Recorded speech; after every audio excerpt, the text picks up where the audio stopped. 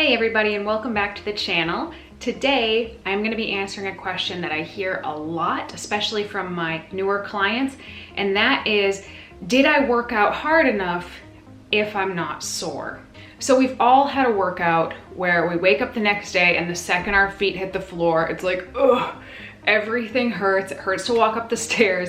It hurts to go to the bathroom. You are super sore. This is kind of a normal part of training from time to time, but the issue comes when people feel like if they don't feel like that the following day, or if they don't even feel moderately sore, they think maybe they didn't work out hard enough, they think maybe their workout didn't work. So that is what we are going to be talking about today.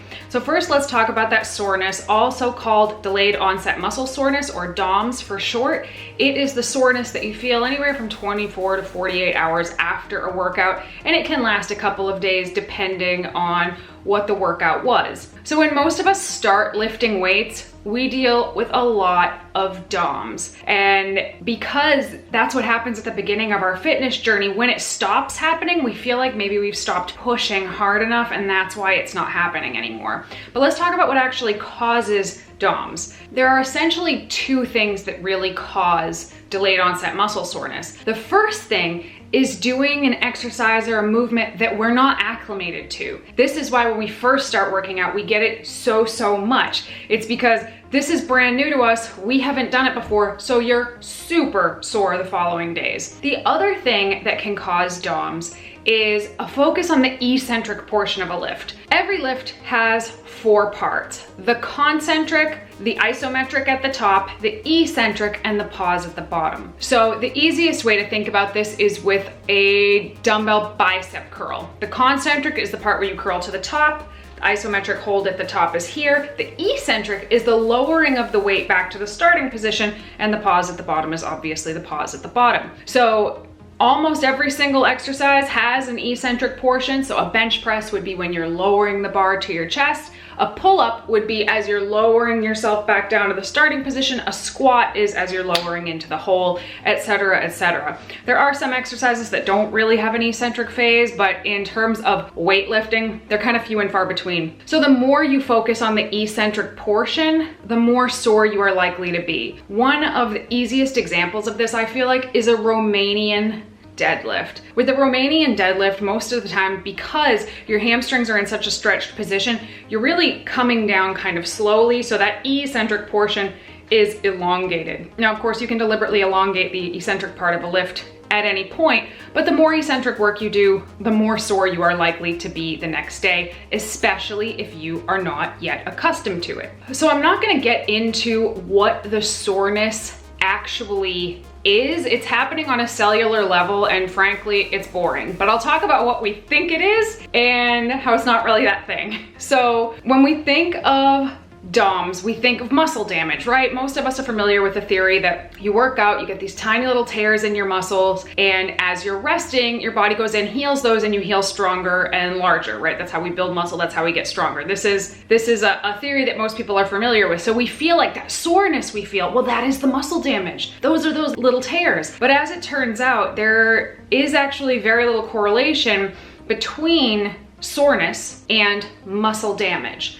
So in getting stronger, the mechanism of getting stronger is progressively overloading, lifting more weight over time. In terms of muscle growth, there are a few different mechanisms for this. The first one is progressive overload. So we see here, side note, progressive overload is the best way to get bigger and stronger, full stop. The second mechanism for muscle growth is metabolic stress. That's how hard you work the muscle, how close you take the muscle to failure. And the third mechanism is muscle damage. So this is the one we're really talking about when we're thinking about muscle soreness, is we often feel like the more sore I am, the more muscle damage I called, ergo, the more effective my workout was and the more muscle that I will build.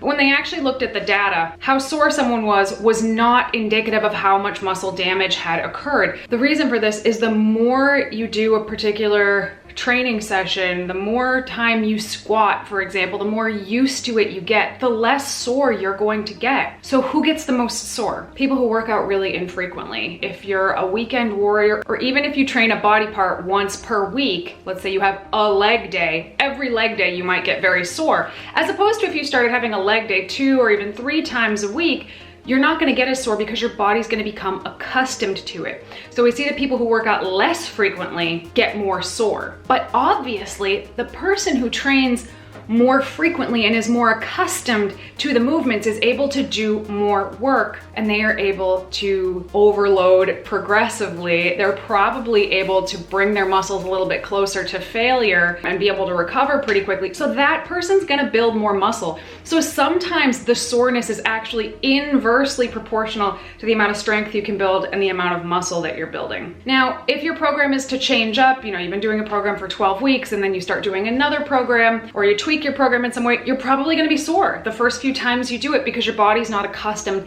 to those movements in those rep ranges, etc., etc. And that's normal. But as you do it more frequently, the more sessions you get under your belt with that particular program, the less sore you're gonna get. The more training volume you're gonna get, the more you're gonna grow and the stronger you're gonna get. So all of this is to say some soreness goes hand in hand with lifting weights, and it's to be expected from time to time. That inflammation, which is what the soreness actually is, can sometimes be important. There are some upsides to inflammation in your muscles from training that help us down the line. However, chronic inflammation, by any other name, we would call it disease, right? It's not good to be chronically inflamed. It's not good to be super sore all of the time. If you're sore every time you train, consider reworking your training program. If you're deliberately wrecking yourself every single time you train because you feel like you need to have that soreness in order to feel like it was effective,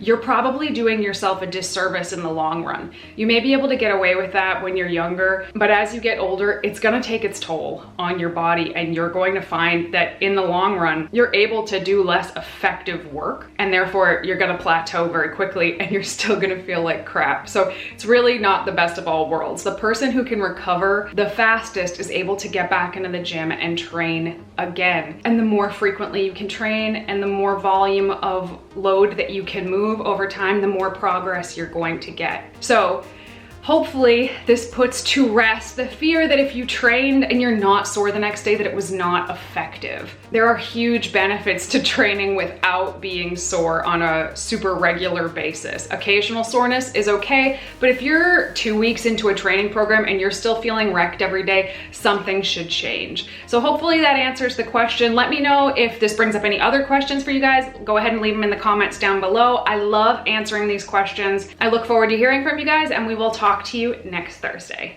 Bye.